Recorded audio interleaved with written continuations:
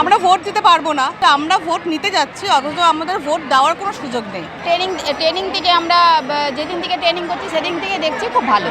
কারণ কি হচ্ছে, আমাদের ইডিসি সার্টিফিকেট এখানটাতে একদমই নেই। আমাদের যাদের গত দুবার আমি ফর্ম ফিল আপ করেছি ইডিসি সার্টিফিকেটের জন্য, কিন্তু এখনও অবধি দেওয়া হয়নি, বলছে এখনও নেই।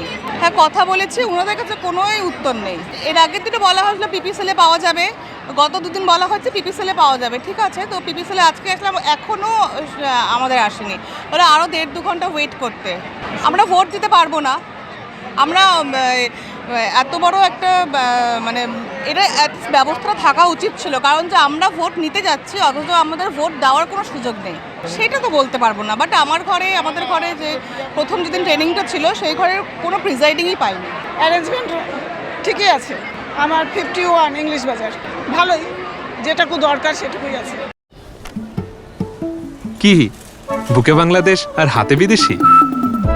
এই যে হোয়াইট প্লাস প্রো সেনসিটিভ স্কয়ারের মহিলা সিকিউরিটি এখনো পর্যন্ত চোখে পড়েনি, কিন্তু আছে মনে হচ্ছে। এখনো পর্যন্ত চোখে দেখিনি, কিন্তু আছে। ইলেকশন কমিশনের ভূমিকা না, সন্তোষজনকই বলবো, কারণ আমাদের ট্রেনিং হয়েছে, স্পেশাল ট্রেনিং হয়েছে, সবই ঠিকঠাকই হয়েছে। না, প্রিজাইডিং অফিসার পাশে। মানে বুঝে আপনি ভোট করতে যাচ্ছেন? হ্যাঁ। কীরকম অ্যারেঞ্জমেন্ট দেখতে পাচ্ছেন?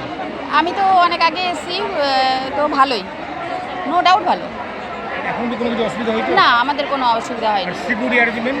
সিকিউরিটি আমাদের, হ্যাঁ, ট্রেনিং থেকে আমরা যেদিন থেকে ট্রেনিং করছি সেদিন থেকে দেখছি খুব ভালো। মানে মহিলা সিকিউরিটি চোখে পড়ছে?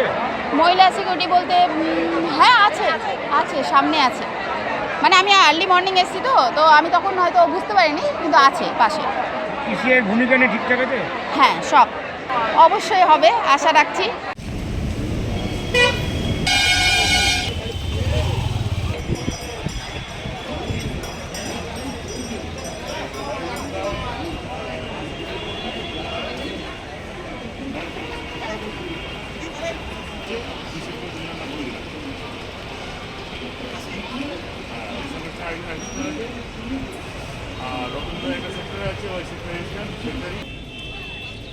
ঠিক আছে।